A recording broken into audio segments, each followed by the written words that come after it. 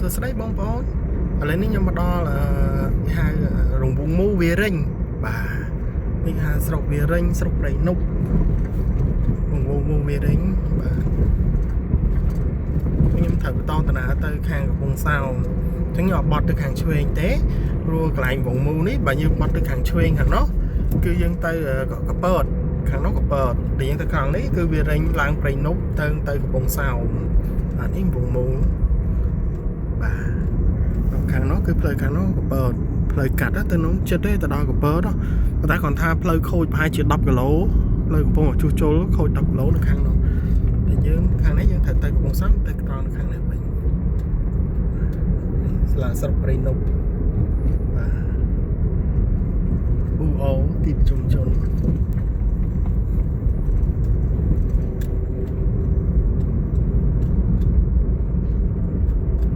ឡូវខ្ញុំបានមកដល់វងមូរៀម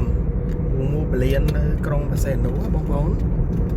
ឡូវខ្ញុំអត់ជិះតាមផ្លូវលើទេខ្ញុំជិះតាមផ្លូវនេះវិញតាមផ្លូវឆ្នេររៀមឡើងទៅនេះវិញឡើងទៅនេះខ្ញុំចង់ចុះមាត់ឡើងទៅកន្លែងប្រថោងតងស្បែកនាងនេះបាទយើងចង់ទៅដិតតិចផ្លេច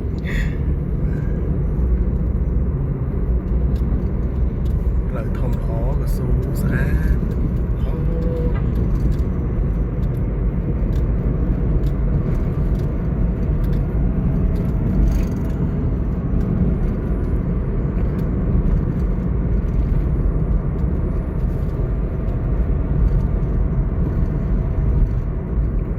ឆ្វេងដៃខ្ញុំនេះគឺពលានហើយពលានកំសាន្តបាទ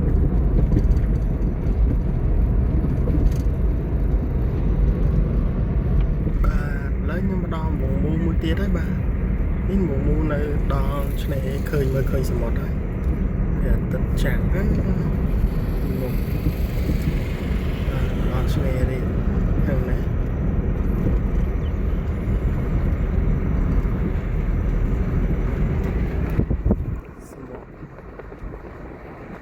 តាមហ្នឹងវាឡើងមានគេមកអង្គុយលេងច្រើនព្រោះមានតូបមានប្រហិតមានគ្រឿងសមុទ្រអាំងមានអីអាំងបន្ទីកូនអីមានតាមហ្នឹង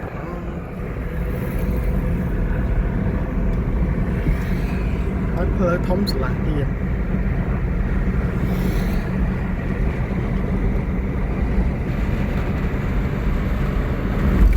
ថ្ងៃនេះល្អ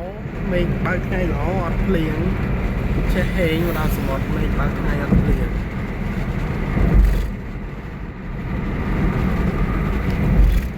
ឥឡូវនេះមកដល់ខ្ញុំមកដល់វងមូព្រះថោងតងស្បែកនេះហើយ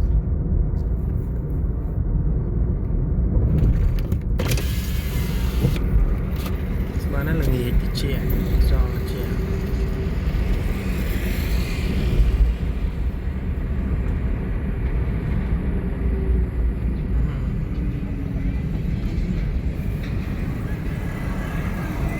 តោស្មាននេះ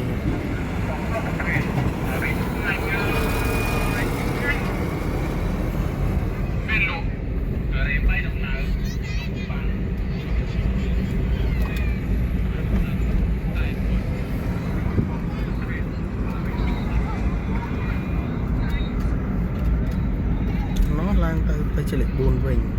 តាមឡានធំបត់ណាខ្ញុំបត់ឆ្វេងគឺឡើងទៅតាមឆ្នេរអូត្រេស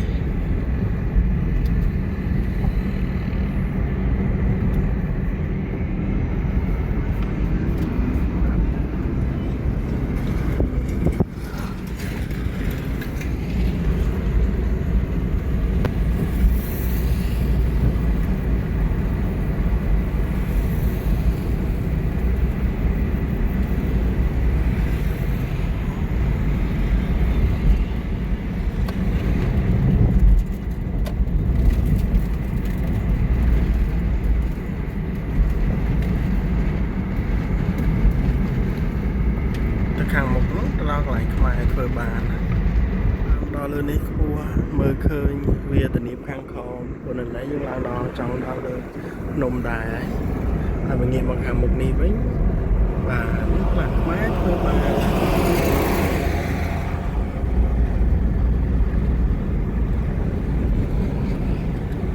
ធ្វើបានហើយខ្ញុំមកដល់កណ្ដាលទៀ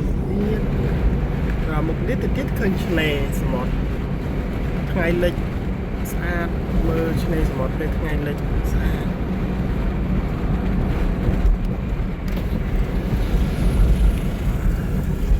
សមុទ្រឲ្យមេឃមើលទៅដូចគ្នាស្ទៀងគ្នា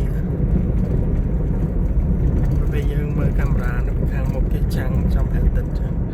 គឺដូចតែមេឃនៅមុខចឹងតែពិតសមុទ្រនៅខាងមុខបាទ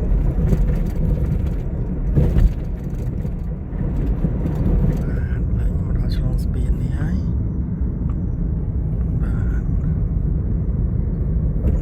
សមុទ្រមកដល់ឆ្នេរព្រំខេត្តឆ្នេរអូត្រេស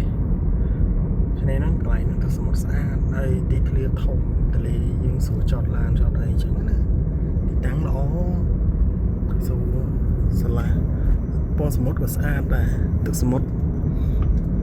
អូយនេះអត់ខ្យល់អត់ភ្លៀងទៀតមិនប៉ុណ្ណេះល្មមអ្នកមកលេងសមុទ្រហ្នឹងសប្បាយយ៉ាងណាទេ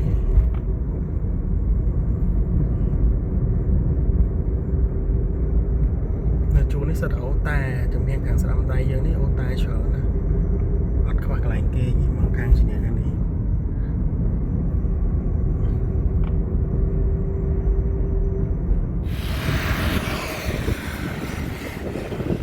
អូខ្យល់ហើយស្រី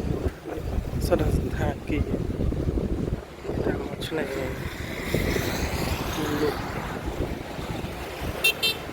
ចាំថ្ងៃល្អ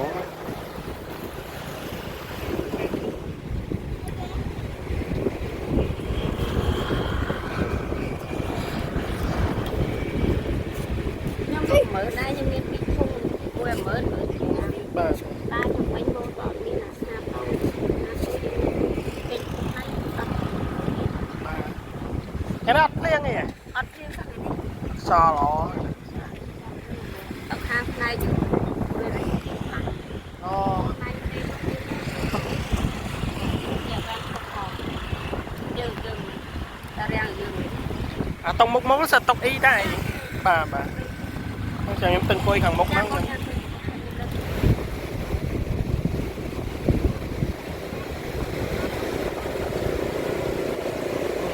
គុយ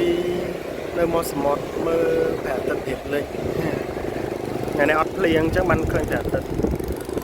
ឆ្នេរស្អាត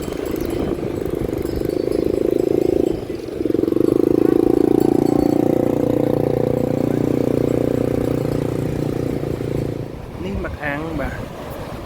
អត់ទៅមកសមុទ្រអត់ដែរភ្លេចទេមឹកអាំង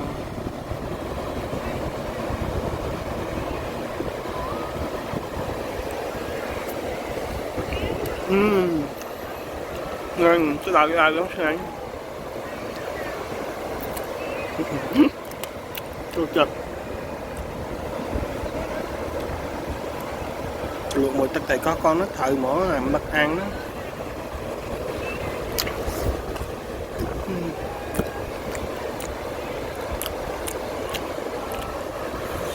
នៅកំពង់សោមពេលល្ងាចអ៊ូអ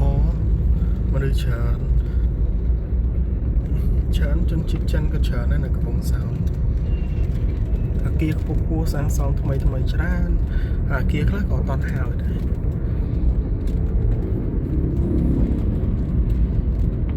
ស្មាននេះផ្លូវអត់ទាន់ស្ទះទេនៅម៉ោងខ្ទង់ម៉ោង5 6អត់ទាន់ទេតែតិចទៀតម៉ោងគេចូលធ្វើការដូរវេនអូសិតតែមនុស្សពេញផ្លូវ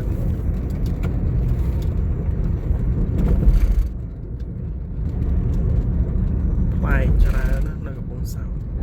ដូចនៅស្រុកគេអញ្ចឹងអាគារខ្ពស់ទាំងសងខាងផ្លូវនិយាយទៅនៅកំពង់សោមនេះខ្ញុំខានមកយូរផ្លែច្រើនអាគារខ្ពស់អាគារប៉និតច្រើនហាងទំនិញផ្សារស្កាសសិតតែភ្លើងហ្មងគេស្កាសពីហ្នឹងបាទឥឡូវយើងខ្ញុំដំវងមូតោ2ហ៎តោ2 đừng một một tàu pi wow mà chạy tới kia đằng số